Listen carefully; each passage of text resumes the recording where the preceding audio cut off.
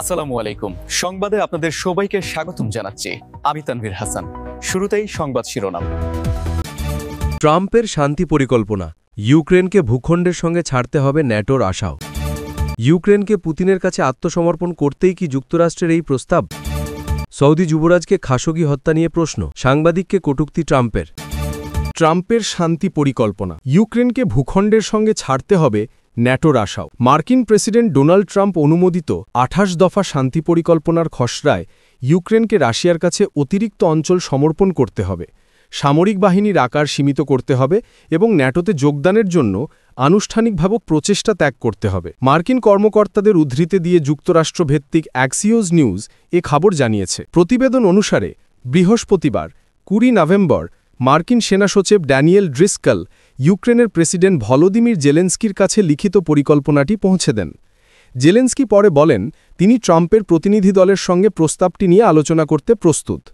তিনি এটাকে চূড়ান্ত প্রস্তাব নয়, বরং একটি মার্কিন দৃষ্টিভঙ্গি বলে বর্ণনা করেছেন। অ্যাক্সিওস একজন মার্কিন কর্মকর্তার উদ্ধৃতি দিয়ে জানিয়েছে, পরিবর্তন সাপেক্ষে পরিকল্পনাটি একটি জীবন্ত দলিল।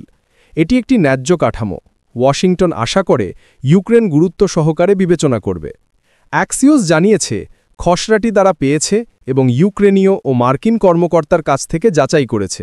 এতে ইউক্রেনকে সশস্ত্র বাহিনীর সংখ্যা ৬ লাখে সীমাবদ্ধ রাখতে এবং ন্যাটো সদস্যপদ ত্যাগ করার জন্য সংবিধান সংশোধন করার আহ্বান জানানো হয়েছে।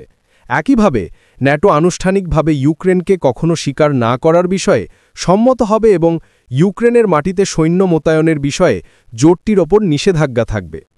এই পরিকল্পনায় ক্রিমিয়া, লুহানস্ক এবং দোনেৎস্ককে কার্যত রাশিয়ান অঞ্চল হিসেবে স্বীকৃতি দেওয়া হবে, তবে যোগাযোগ রেখা বরাবর খেরসন এবং জাপোরিঝিয়া ইউক্রেনেরই থাকবে।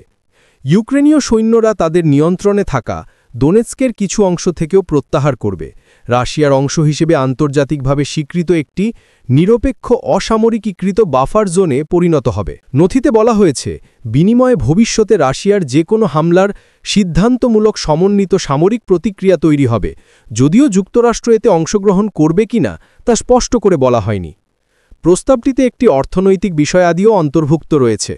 জব্দ করা $100 বিলিয়ন রাশিয়ান সম্পদ ইউক্রেনের পুনর্গঠনের জন্য ব্যবহৃত হবে এবং ইউরোপ আরও $100 বিলিয়ন দেবে।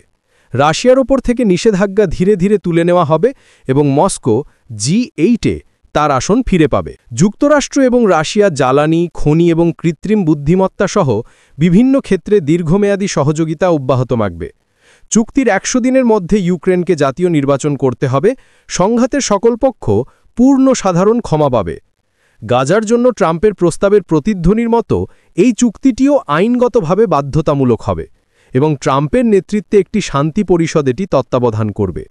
যে কোনো লঙ্ঘনের ফলে নিষেধাজ্ঞা আরোপ করা হবে।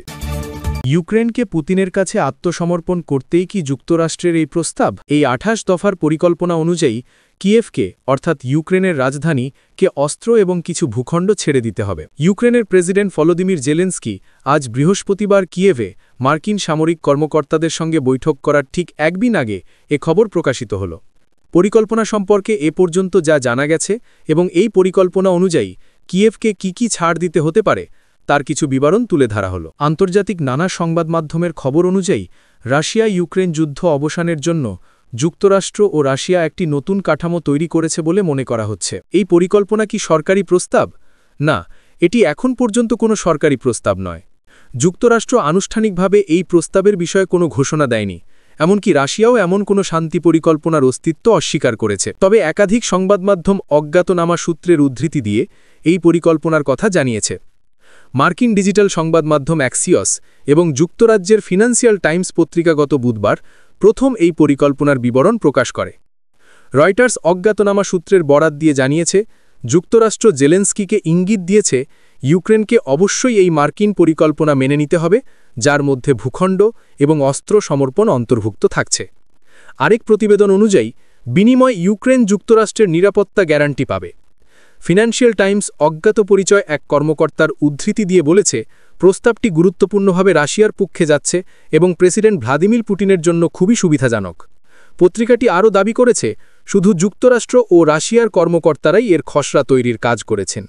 তবে লন্ডন ভিত্তিক চিন্তন্ত প্রতিষ্ঠান চ্যাথম হাউসের রাশিয়ান মার্কিন সামরিক বিশেষজ্ঞ কের জাইলস আল জাজিরাকে বলেন, এ প্রস্তাব হয়তো যুক্তরাষ্ট্র থেকে আসেনি। তিনি এ প্রস্তাবের উত্থাপনকে বাস্তবের ভিত্তি না হয়ে একটি রুশ তথ্যযুদ্ধ বলে অভিহিত করেন, যা পশ্চিমা সংবাদমাধ্যম আবারও সানন্দে গ্রহণ করেছে। সৌদি যুবরাজকে খাশোগি হত্যা নিয়ে প্রশ্ন, সাংবাদিককে কটূক্তি। ট্রাম্পের মার্কিন প্রেসিডেন্ট ডোনাল্ড ট্রাম্প মঙ্গলবার ওভাল অফিসে এক মার্কিন সাংবাদিককে কটূক্তি করেন। ওই সাংবাদিক 2018 সালে ইস্তাম্বুলে সৌদি কনসুলেটে ওয়াশিংটন পোস্টের এক কলামিস্টকে নির্মমভাবে হত্যার বিষয় সৌদি আরবের যুবরাজ মোহাম্মদ বিন সালমানকে প্রশ্ন করেছিলেন। যুক্তরাষ্ট্রের গোয়েন্দা সংস্থাগুলো বলেছে, যুবরাজের নির্দেশে এই হামলা চালানো হয়েছিল। এই সময় এবিসি নিউজের সাংবাদিক মিরি ব্রুসকে ট্রাম্প বলেন, এই ধরনের প্রশ্ন করে আমাদের অতিথিকে অস্বস্তিতে ফেলবেন না। পরে তিনি ওই প্রশ্নকে ভয়ঙ্কর, ঔদ্ধত্যপূর্ণ এবং একেবারে বাজে বলে অভিহিত করেন। নিহত সাংবাদিক জামাল খাশোগিকে উদ্দেশ্য করে ট্রাম্প আরও বলেন, অনেকেই ওই ভদ্রলোককে পছন্দ করত না। আপনি তাকে পছন্দ করুন বা না করুন, মাঝে মাঝে এমন ঘটনা ঘটে। যুবরাজ অবশ্য খাশোগি হত্যার সঙ্গে নিজের সম্পৃক্ততা অস্বীকার করেছেন। এছাড়া প্রেসিডেন্ট এবিসি নিউজকে একটা বাজে কোম্পানি বলে উল্লেখ করে বলেন, নেটওয়ার্কটির সম্প্রচার লাইসেন্স কেড়ে নেওয়া উচিত। তিনি আরও বলেন, তার শীর্ষ সম্প্রচার নিয়ন্ত্রক ব্র্যান্ডন কারের বিষয়ে নজর দেওয়া উচিত। সৌদি এজেন্টদের হাতে খাশোগির মৃত্যু ও অঙ্গচ্ছেদের ঘটনার পর সৌদি যুবরাজের এটি প্রথম যুক্তরাষ্ট্র সফর, আর সেখানেই এই কথোপকথনগুলো হয়। খাশোগির মৃত্যুতে আন্তর্জাতিকভাবে নিন্দার ঝড় ওঠে।